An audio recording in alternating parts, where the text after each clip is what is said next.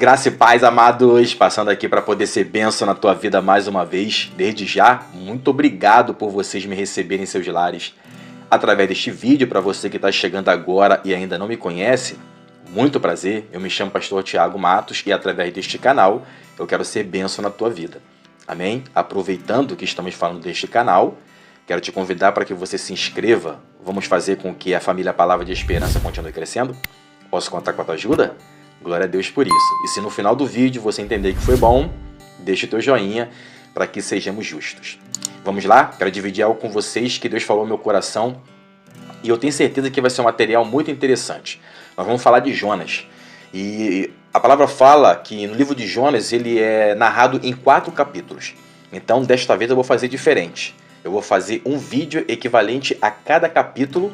E assim eu espero que seja bênção na tua vida. Para que não seja algo longo, eu quero trabalhar em cima de cada capítulo e desenvolver mediante aquilo que o Senhor falou no meu coração. Eu espero que seja bênção na tua vida desta forma. Amém? Vamos lá então. A palavra começa falando exatamente assim no capítulo 1, no versículo 1. Veio a palavra do Senhor a Jonas, filho de Amitai, dizendo: Dispõe-te, vai à grande cidade de Nínive e clama contra ela, porque a sua malícia subiu até mim. Então vamos lá. Antes de desenvolver essa mensagem dentro do capítulo, eu quero falar com vocês algo que o Senhor falou no meu coração no nome de Jonas. Olha que interessante. O nome de Jonas tem o seu significado no original, pomba. E aí o Senhor me levou a pelo menos 2 passagens que falam sobre a pomba e sua representação em momentos importantes na vida de seu povo.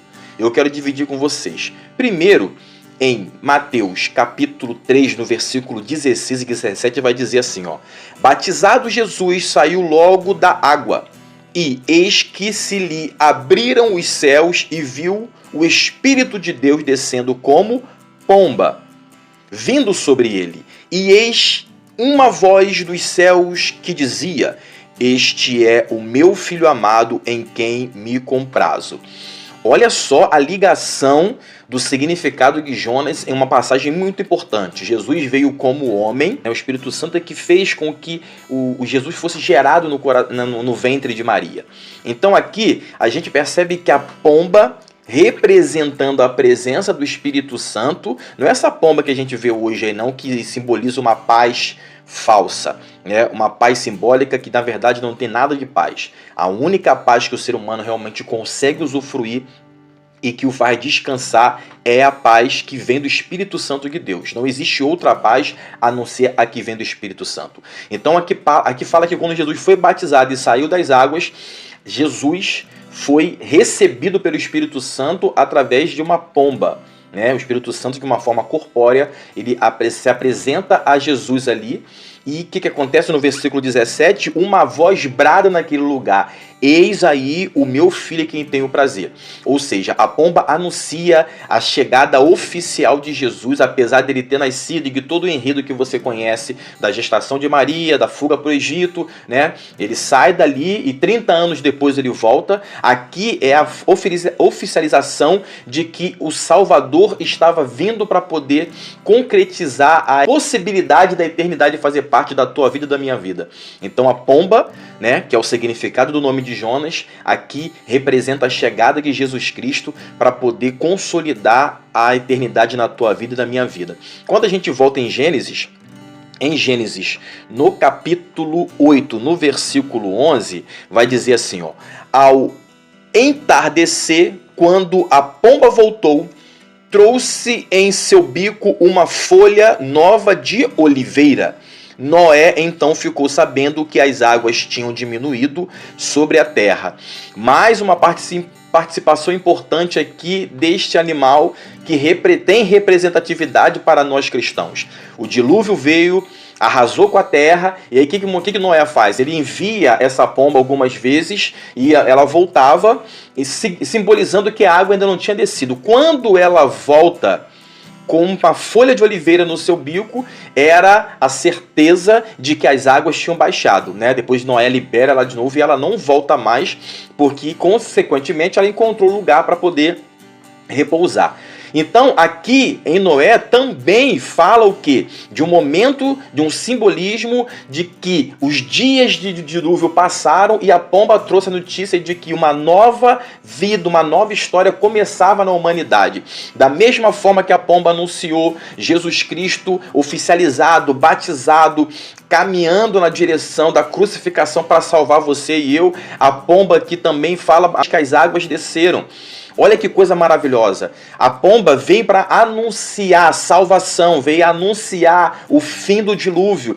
E o que Deus faz? Ele envia Jonas como uma pomba para poder anunciar a salvação para Nínive. Olha que coisa fantástica. Porém, no coração dele não houve o entendimento dos planos que Deus tinha para salvar aquela população. E aí o que acontece? 3. Jonas se dispôs, mas para fugir da presença do Senhor, para Tarsis, e tendo descido a Jope, achou um navio que ia para Tarsis, pagou, pois, a sua passagem, e embarcou nele, para ir com eles para Tarsis, para longe da presença do Senhor. Tarsis aqui também pode ser representado pela Espanha, pelo país Espanha. Mas o Senhor lançou sobre o mar um forte vento e fez-se no mar uma grande tempestade, e o navio estava a ponto de se despedaçar. Então os marinheiros, cheios de medo, clamavam cada um ao seu Deus e lançavam ao mar a carga que estava no navio, para o aliviarem do peso dela. Jonas, porém, havia descido ao porão e se deitado e dormia profundamente. Olha, 2 detalhes que eu prestei bem atenção aqui, quero dividir com vocês. Quando Jonas decide fugir da presença do Senhor e desobedecer o seu chamado, sabe o que acontece? Ele começa a descer. Aqui já tem um ponto para você observar. Todas as vezes que você e eu desobedecermos o Senhor, sabe, você que sabe que Deus tem um chamado com a tua vida e está atrasando essa concretização, preste atenção, porque a nossa vida sempre vai descendo sem perceber. No versículo 3 fala que Jonas desceu para Jope. Quando chega no versículo 5 fala que ele tinha descido para o porão. Olha só, não é coincidência, é algo real. Ele foi descendo sem perceber. Mas na frente você já conhece a história. Ele é lançado no mar, vai descendo para o fundo do mar e chega até o ventre do peixe. Ou seja, a desobediência leva Jonas a ir descendo, declinando na vida sem ele perceber. Mas antes, como nós lemos, fala que primeiro o vento anunciou e trouxe a tempestade, atacando com muita agressividade aquele barco. A decisão que você toma não é só sobre você. Porque quando você toma decisões, pessoas estão envolvidas na tua vida. Você pode ser solteiro, você pode morar sozinho, você pode fazer coisas que referem só a você, mas tem sempre alguém ligado à nossa vida. E quando nós tomamos decisões erradas, quando nós tomamos decisões que implicam em desobediência a Deus, pessoas sofrerão junto conosco. E isso é real. Então você precisa entender que Deus, quando Ele te chamou, quando Ele te escolheu, é porque Ele tinha um propósito com a tua vida, e esse propósito está mantido. Então a decisão de Jonas de desobedecer a Deus levou toda a tripulação daquele barco a ir ao naufrágio, ir encontro a situações complicadas. Fala que foi muito agressiva e eles começam a conversar entre eles porque essa tempestade é do nada. Olha só, chegou-se a ele, versículo 6, o mestre do navio e lhe disse: que se passa contigo? Agarrado no sono? Levanta-te, invoca o teu Deus, talvez assim esse Deus se lembre de nós para que não pereçamos. Antes, no versículo 5, fala que Jonas dormia tranquilamente. Então aquela tranquilidade, falsa tranquilidade, você que acha que desobedeceu a Deus, que abriu mão do seu chamado e que está tudo fluindo, aguarde. Uma hora a curva vai aparecer nessa jornada aí. Então não se engane que você deixando Deus e as coisas estão dando certo, que o final vai ser bom. Não vai ser bom. Deixar o Senhor, desobedecê-lo, vai trazer consequências difíceis. Então para ele estava tudo bem, por isso que ele dormia tranquilão, mesmo em meio ao saculejo daquela embarcação. Quando chega aqui, o chefe do barco vai até ele e pergunta: como é que você consegue ficar tranquilo aí, dormindo com tudo isso que está acontecendo? Sabe, falsa tranquilidade. Mas uma hora, as consequências das nossas decisões chegará. E isso é real.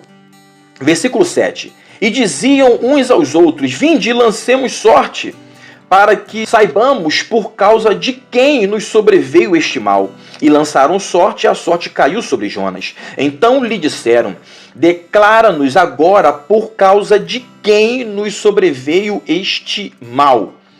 Que ocupação é a tua? De onde vens? Qual é a tua terra? E de que povo és tu? Ele lhe respondeu: sou hebreu e temo ao Senhor, o Deus do céu, que fez o mar e a terra. Então os homens ficaram possuídos de grande temor e lhe disseram: que é isto que fizeste? Pois sabia os homens que ele fugia da presença do Senhor, porque lhe o havia declarado. Disseram-lhe: que te faremos para que o mar se acalme? Porque o mar se ia tornando cada vez mais tempestuoso. Olha que interessante. Ele provavelmente contou para aqueles homens o que ele tinha feito, e aqueles homens ficaram assustados, porque, tipo assim, se você acaba de confessar que é hebreu, que serve ao Deus dos céus, como que você tem coragem de fazer isso e de desobedecê-lo? Sabe, havia uma contradição, porque aquela tripulação entendia que se ele era devoto, se ele servia a um Deus vivo e todo-poderoso, era quase que impossível acontecer uma desobediência. Sabe, as pessoas de fora conseguem observar detalhadamente a nossa vida, as nossas ações, e nós precisamos entender que o nosso compromisso com Deus vai acima de tudo e de todos. As pessoas percebem, às vezes nós nos enganamos, mas quem está de fora consegue perceber quem somos e o quanto nós somos valiosos para o Senhor. Então essa palavra é para você que se distanciou, para você que está buscando viver a vida como você acha da melhor forma, não adianta você fugir. Uma hora o Senhor vai te encontrar, uma hora Ele vai achar você e vai fazer com que os planos dele se realizem na tua vida. E você que está preocupado com alguém que está distanciado do Senhor, fique tranquilo, continue orando. Uma hora o Senhor vai achá-lo, uma hora o Senhor vai encontrá-lo e vai colocá-lo dentro, inserido dentro do propósito que o próprio Senhor preparou para a vida dele. Amém? Continue crendo, continue confiando, continue orando, porque aquele que começou a boa obra, ele é fiel, ele é poderoso para poder concluí-la. Eu creio nisso. Então houve aquela reunião, houve aquele confronto, e o que acontece? Jonas reconhece: sou eu sou o problema. Foi por isso que está tudo acontecendo. Então eles falaram: o que a gente faz agora? O que você nos dá de ideia para nós resolvermos isso? E o próprio Jonas fala: eu preciso ser lançado dessa embarcação, eu preciso ser lançado daqui para que essa tempestade venha terminar. E interessante que Jonas poderia ter pulado, mas ele não fez isso. Ele incentivou, orientou aqueles homens a eles mesmos jogarem. Antes, outrora, já tinham esvaziado o barco, jogando mala, jogando tudo, alimentação, para poder tirar o excesso de peso do barco, para tentar aliviar, né? Porque eles tentaram remar, eles tentaram de tudo, mas a tempestade enviada por Deus não deixou com que aquele barco chegasse ao destino ou buscasse uma salvação. Por quê? Porque Deus usou a tempestade. Infelizmente, aos nossos olhos, pessoas foram afetadas, e eu volto a falar: pessoas são afetadas com a tua e a minha decisão. E o que acontece? Até que ele reconhece: o problema sou eu. E aí ele é lançado fora do barco, né? E ali Deus faz com que um processo comece a acontecer em sua vida. Sabe, a palavra fala que ele ficou 3 dias e 3 noites dentro do ventre do peixe. O que isso te lembra? 3 dias e 3 noites. Quem ficou ausente do mundo, da terra, 3 dias e 3 noites? O nosso Senhor, o nosso Salvador. 3 dias e 3 noites. Ele foi crucificado, ele morreu, mas ressuscitou ao 3º dia. E lembra que eu falei da pomba lá com Noé, que ela traz no bico uma folha de oliveira? Olha só o que diz a palavra em Romanos 11, versículo 17. Se, porém, alguns dos ramos foram quebrados, e tu, sendo oliveira brava, foste enxertado em meio deles e te tornaste participante da raiz e da seiva da oliveira, não te glories contra os ramos. Porém, se te gloriares, sabe que não és tu que sustentas a raiz, mas a raiz a ti. E olha o 24. Pois se foste cortado daqui, por natureza era a oliveira brava, e contra a natureza enxertado em boa oliveira, quanto mais não serão enxertados na sua própria oliveira aqueles que são ramos naturais. O que isso aqui quer dizer? Eu não sei se você conhece o processo que se faz de enxertar uma planta na outra, mas o que acontece? Quando uma planta está morrendo, coloca-se uma planta nova, uma planta viva, com vigor na planta que está morrendo, ruim, para que ela tenha vida, para que ela venha receber o nutriente da planta nova e assim ter vida de novo. Só que aqui o processo é diferente. Ele fala que a oliveira brava somos nós. E quando a oliveira brava ela é enxertada na oliveira nova que tem vida, ela recebe vida. Olha só, Deus usa o processo contrário da natureza para poder mostrar que nós, arrependidos, confessando os nossos pecados e reconhecendo Ele como nosso Salvador, seremos enxertados no processo contrário, na oliveira verdadeira, e ali Ele nos sarará. Deus, Ele tem mudado a nossa história todos os dias e você precisa crer nisso.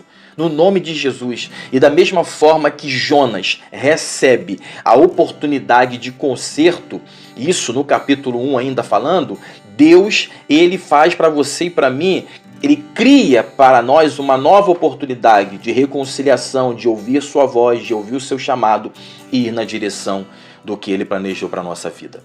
Amém, queridos? Eu quero abençoar a tua vida com esta palavra no nome de Jesus. É só o capítulo 1, beleza? Em breve eu vou fazer mais um vídeo falando do capítulo 2 para que possamos desenvolver dentro da história de Jonas tudo aquilo que o Senhor colocou no meu coração. Eu tenho certeza que será bênção na nossa vida. Amém? Eu quero abençoar a tua história com esta palavra no nome de Jesus e eu creio que haverá resultados poderosos. Amém? E se foi bênção, compartilha para que mais pessoas sejam abençoadas. Eu te abençoo com esta palavra no nome de Jesus.